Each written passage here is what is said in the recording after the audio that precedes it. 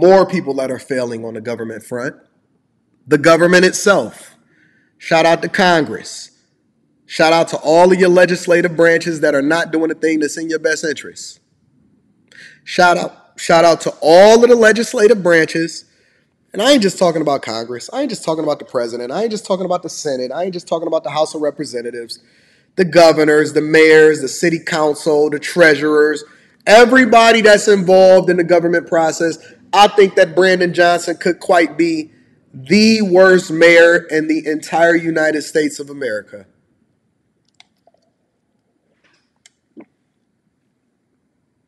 I think that Brandon Johnson, let me say it again for the people in the back, mayor of Chicago, could quite possibly be the worst mayor in the United States of America, bar none, bar no city. Real talk. Listen, if you disagree with me, I'm going to drop the link in the chat, but let's get into it. So the government is about to shut down.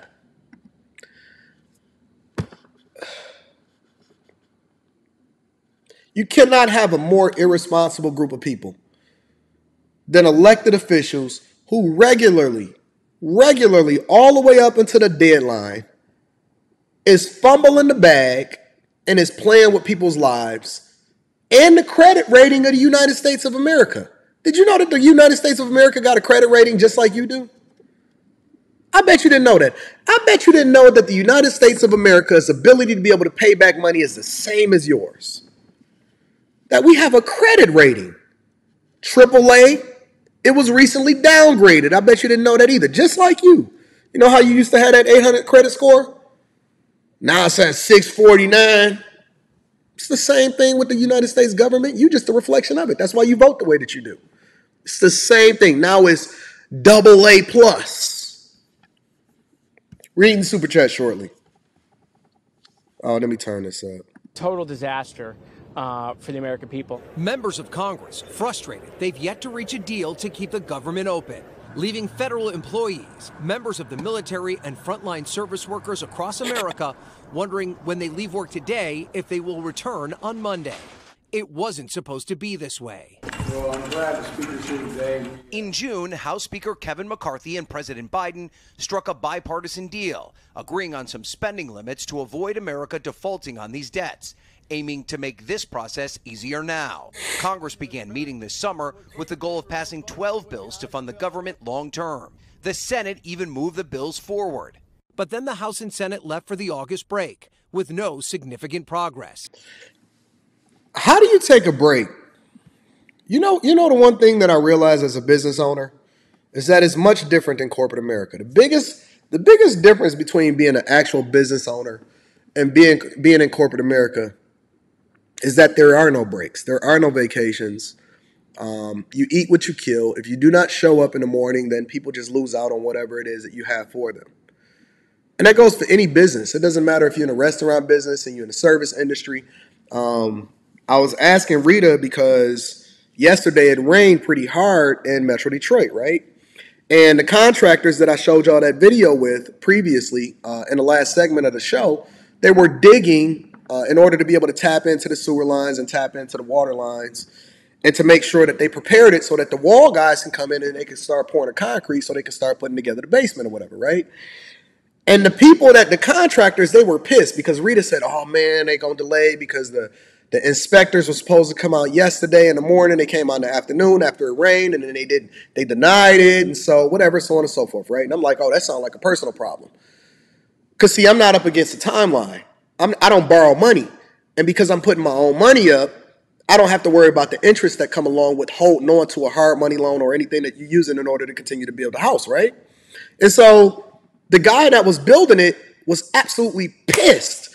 And he was pissed because the city was slowing him down in the permitting process because he should have been there in the morning instead of the afternoon, and he wouldn't have seen all of the mud or the dirt continue to cover over because he got equipment out there that he probably rented and everything, and it's costing him money. It's not costing me money.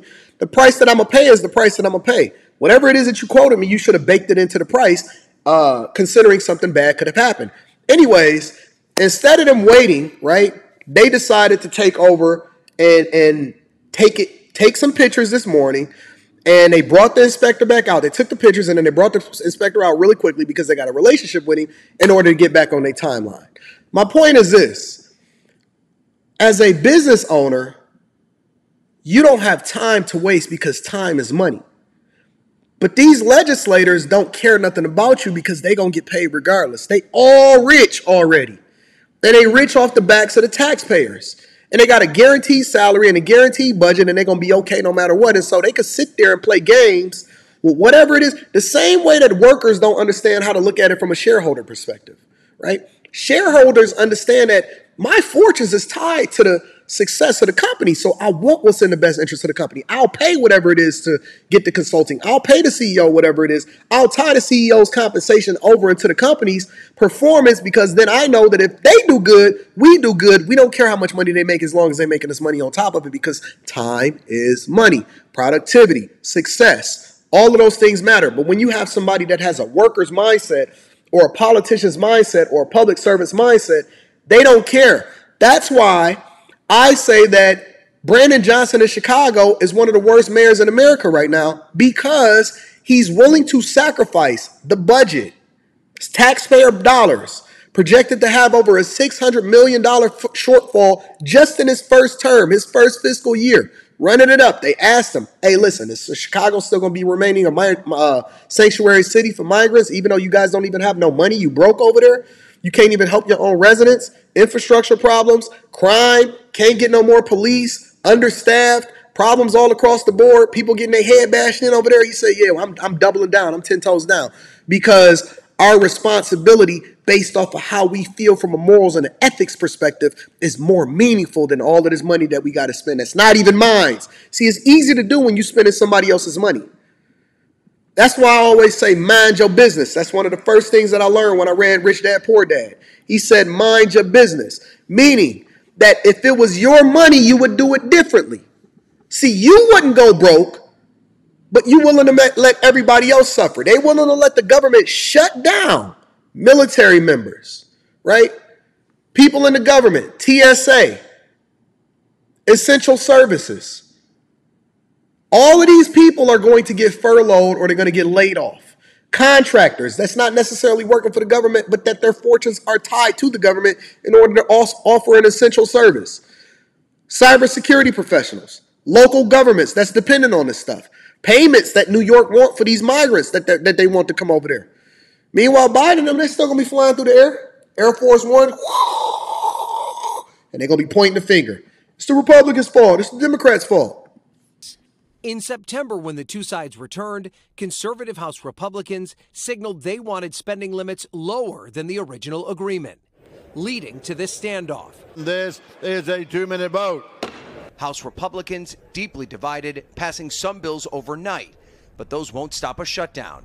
And the Senate is working on a short-term plan to extend the talks. McCarthy optimistic, but unable to make any promises. One thing, if I hope you realize about me, is I never give up. Other casualties of the shutdown, national parks across the country will be closed, as will passport renewal offices.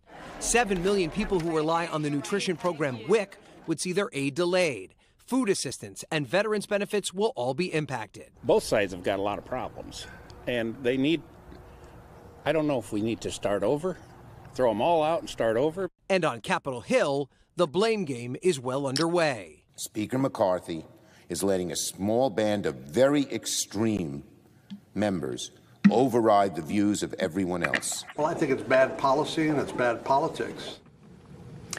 And the Senate is still working on its version of a short-term spending bill. And on the side, a group of senators are working to find common ground on provisions that would help with the crisis at the border. And why is everything short-term? How come we keep getting these Band-Aids on top of what is supposed to be happening across the board? Everything is a delay. Everything is a short-term. Everything is a kick the can down the road. If you guys are not familiar with your legislative branches and who's in government that you are then going to have to vote for during the next election cycle, the off-season election cycle, and then the national election, then you are absolutely, positively not even on the right side of the fence. You don't even understand what's going to happen to you. If you guys are not really paying attention and taking inventory of what the heck is happening and not trying to get these people up out of office. First of all, a lot of them is too old. Second of all, a lot of them is willing to hold the government hostage and not actually get a deal done. Third, they're going to overspend. Fourth, you already know that they're incompetent. And then fifth, you vote on them based off of what they look like instead of whether or not they're actually competent enough to look at it from a business perspective. You're going to have some people that's making some hard sacrifices in order to solve for these issues. And then they all corrupt, in my opinion, as far as being sold off for lobbyists and stuff like that. But let me add a little bit more context to help you to understand what happens when the government shutdowns and how you'll be affected. Deep frustration in Washington, I would say also with Washington, for a lot of people over the lack of progress in avoiding a government shutdown. The deadline for a deal, midnight tomorrow, and a handful of House Republicans still blocking a potential agreement. It's a looming financial crisis that did not stop Republicans from holding their first hearing of the House impeachment inquiry into unfounded allegations against President Joe Biden. Now listen, I'm not a fan of Joe Biden at all. But let me help you to understand something. When the money is starting to get messed up, we don't care about no impeachment inquiry because we already know even if you do an impeachment inquiry, he's not going nowhere.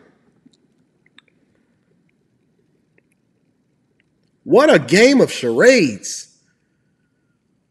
And see, this is why I have to be impartial. And you got to have the same smoke both sides and look at it objectively.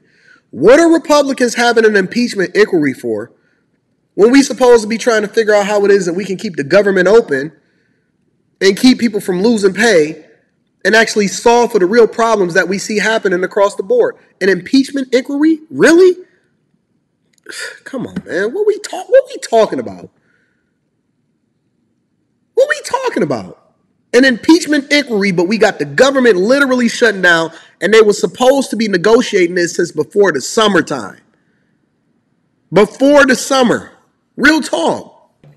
Scott McFarlane is on Capitol Hill with us following the latest shutdown negotiations. Scott, are they going to get it done? Good morning. They were here late into the night last night, Tony, passing spending bills, but none that would avert this government shutdown. You know what this reminds me of? This reminds me of cramming. You know how when you used to didn't do your homework in high school and college, and you was out there partying and having a good time and going on vacation and busting down them chicks and all of that, and then all of a sudden, time was running out. And you said, you know what, I'm a cram. And you knew when you woke up in the morning that you had no chance whatsoever of passing that test, and you didn't even understand none of the formulas that came along with it. And so you decided to cheat. You think you're going to get a cheat sheet on this? Ain't no cheat sheet. The only way to keep the lights on is maybe a short-term deal, as brief as a week. But even that's proving to be a tough sell. With the government shutdown looming, House Speaker Kevin McCarthy is still trying to unite his party behind a bill that will keep things running. We got to handle this problem, and you've got to handle it in a bipartisan way. A closure would furlough tens of thousands of federal workers, and it would force as many as 1.3 million members of the military to work without paychecks. Can you imagine the people that are securing the borders in this country and fighting the wars, sometimes unjustly, in my opinion, that put their life on the line, and military members in a large sense, unless you have a lot of tenure in the military, they don't even really make a lot of money. Can you imagine being overseas or somewhere and not actually getting a paycheck and your family back home is dependent on that money? It's crazy. It's crazy. Times are hard as it is, and a paycheck being missed is a big problem. We're normal people who really need paid, and it's not fair. Alice Silver is the wife of a Coast Guard petty officer and mother of two in Fort Belvoir, Virginia. Kev, what makes you think that I'm naive and I don't know what the heck is going on? It doesn't change the idea that it's still irresponsible. Some of y'all are just agents of chaos, and y'all just say anything, bro. I'm going to be able to pay bills that are ready to be paid. Not affording groceries for my kids. It's not fair to them. It's not fair to these children. Senators have cut a bipartisan deal to keep the doors open for another 45 days. We need to keep the government running. But how? I'm sick of these people, honestly. Elizabeth Warren, all of them. I think they all just need to get out of there. Honestly. I think that it's all a sham. It's all stupid. It's all silly. It disgusts me. I don't like it. I'm just not happy. I just think you need to just reform everything. Everything needs to be reformed. but it won't happen before you have revolt.